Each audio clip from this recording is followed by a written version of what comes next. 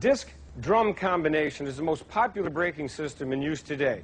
That's disc brakes on the front wheels and drum brakes on the rear wheels. And it's a real good idea to have your brakes inspected about every 15,000 miles, so if there is a problem, you can repair it before it gets too expensive. I've already inspected the brakes on this car, and they're bad. So why don't you watch me while I put some new ones on? Jack up the car and support it with safety-approved jack stands, and remove the road wheel. When I get this wheel off, we're going to see the brake drum. I'll take the drum off and expose the shoes. You'll probably find a certain amount of dirt built up in this brake drum. It's going to be necessary to get rid of it someplace safe, in a wastebasket or something. And you want to inspect the brake drum itself for wear. Looking at the brake surface here, you don't want to find any gouges, no grooves, indicating that the shoes have gone metal to metal, like this one. This entire drum needed to be replaced. The next thing you'll want to do is use a brake parts solvent to wash all the brake dust off from around the brake shoes and the wheel cylinder and the backing plate. Catch the overflow in a suitable pan for later disposal. Once you've got everything clean, it's time to remove the brake hold-down springs. By twisting the brake nail, you can remove the springs. Some are a flat clip type like this, others are still a spiral spring with a cap on it. Removal is essentially the same.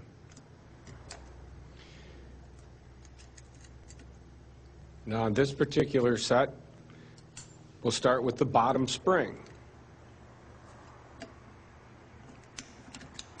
Get the bottom spring and the shoes out where you can work with them. Different cars have different setups. Look at yours, look at a manual if necessary before you start the job.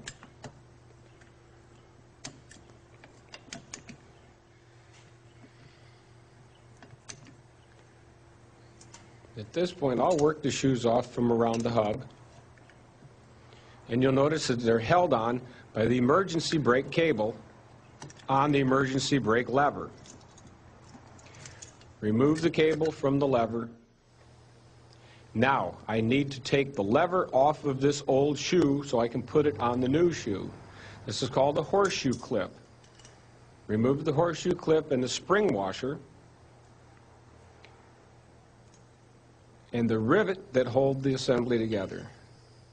Get your new shoe and assemble the handbrake lever back on the new shoe.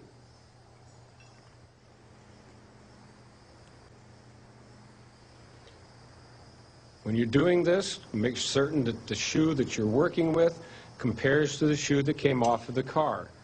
Some brake shoes have longer pad material on them and need to go back in the same place that the shoe that had the longer pad material came off of.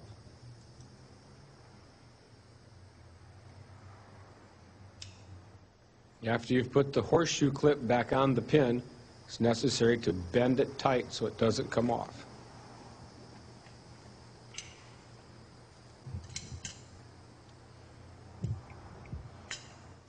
Once again, some shoes have longer pad material and need to go into the same place that the shoe with the longer pad material came off. Match up your shoes. I'm going to assemble the brake adjuster and the shoes here on the floor so you'll see what they look like, because once I get it up onto the wheel, you may not be able to see it. This is called the adjuster. You'll want to shorten the adjuster to its shortest length by turning the wheel and threading it into itself. This puts the shoes as close together as they can possibly be. New shoes have thicker material, and the drum won't fit unless this adjuster is at its smallest length. This is the tensioner that puts the tension on the adjuster, and the spring that puts the tension on the tensioner.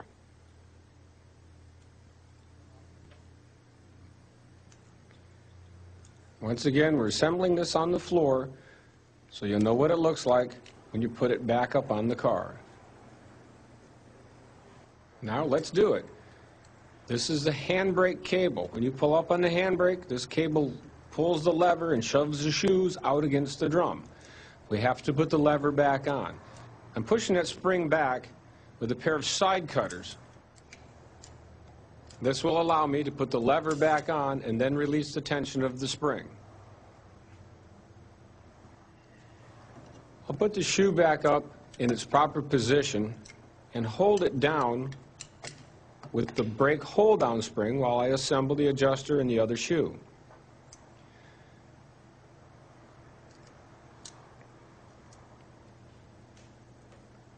Grasp the nail with a pair of pliers, and a simple twisting method will lock it into place.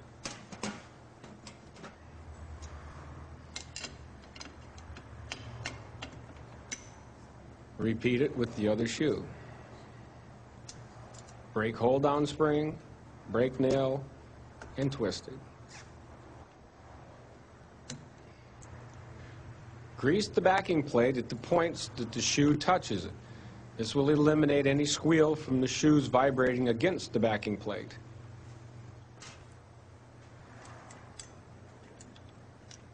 The adjuster being put into place makes certain that the notches fit up with the handbrake lever and with the corresponding notch in the other shoe. Don't forget, you have the other side of the car that you can look at if you don't think you're getting it quite right. Leave one side assembled while you do the other side. This is the top spring that holds the tension and keeps the shoes together. They're pretty strong springs. It might take a little bit of pulling to get them into place. This is the bottom spring that keeps the tension on the shoes at the bottom. Fit that spring and then put the shoes back behind the retainers. Next, adjust the shoes so you can put the brake drum back over the new shoes. Now it's time to adjust it. Roll it back and forth. What you want to feel is the shoes touching the inside of the drum. Not to where they stop, but you just want to feel a little brake drag as you're checking the adjustment. I've pulled the tensioner back away from the star wheel, and now I'm extending the adjuster, making it a little longer. Centering the shoes, putting the drum back on. And twist the drum to see if you can feel the shoes. It's got to go a little further. Some cases you have a hole in the back of the backing plate where you reach in with a screwdriver or a brake spoon and snug them up.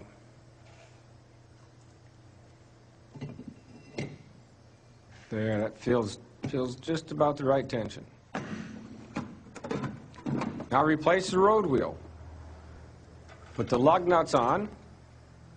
I'm going to use a pneumatic wrench to snug these up. I'm not going to tighten them. This is an alloy wheel, and I'm going to torque them. If you're using a cross wrench or a lug wrench type, snug them up, put the car on the ground, and then tighten them. Using the hand tools, tighten them as tight as you can get them. But please don't forget that you or somebody else is going to take them off again.